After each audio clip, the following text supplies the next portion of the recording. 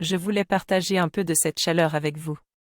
Aujourd'hui, je vais vous apprendre à penser par vous-même, car si vous ne le faites pas, d'autres le feront pour vous. En effet, nos pensées nous façonnent et façonnent notre monde. Apprendre à penser par soi-même permet de mieux vivre avec soi-même et avec les autres. Pensons donc à toute vitesse, car être rapide de penser est un facteur essentiel de l'intelligence. Cela dit, il est important parfois de ralentir notre pensée pour mieux réfléchir et éviter de prendre des risques inconsidérés. Pour accélérer la pensée, on peut utiliser des stimulants ou des sports rapides. Et pour la ralentir, on peut essayer de relier les points pour obtenir une vision globale de la situation, de faire des pauses et de penser différemment.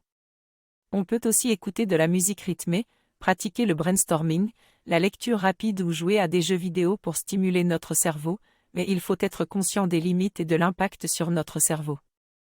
Voilà mes chouchous, je vous encourage à penser par vous-même et à trouver un juste équilibre entre rapidité et lenteur de la pensée.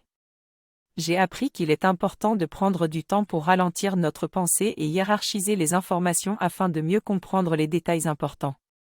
J'ai également découvert que l'utilisation des métaphores et des analogies peut aider à structurer notre pensée et à faciliter l'apprentissage en permettant de faire des liens avec les connaissances que nous possédons déjà. Pour construire des métaphores, il est important d'apprendre à les identifier et de comprendre les différents types d'analogies, telles que l'analogie directe, symbolique, fantastique et personnelle. Le mind mapping peut également aider à organiser nos pensées de manière visuelle.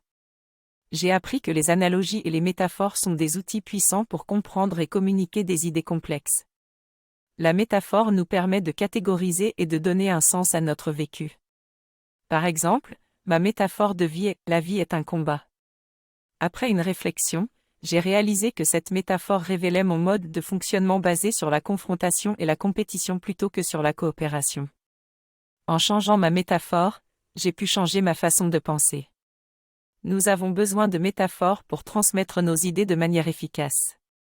Les métaphores permettent de faire des liens entre différents concepts, comme le cerveau et un ordinateur, qui peut bugger ou tomber en panne. Pour affiner notre métaphore, nous devons réfléchir à la façon dont nous aimerions transmettre notre message, en nous posant des questions comme « Comment puis-je expliquer cela à travers l'expérience d'un individu ou d'une situation ?» Les pédagogues sont des conteurs d'histoires dotés d'une multitude de métaphores à utiliser pour transmettre leurs idées. Enfin, pour ralentir le flux de nos pensées, nous pouvons utiliser des techniques comme coller notre langue sur notre palais ou imaginer un curseur que l'on peut augmenter ou réduire. Jouer avec les métaphores est amusant et peut être très utile pour améliorer notre communication.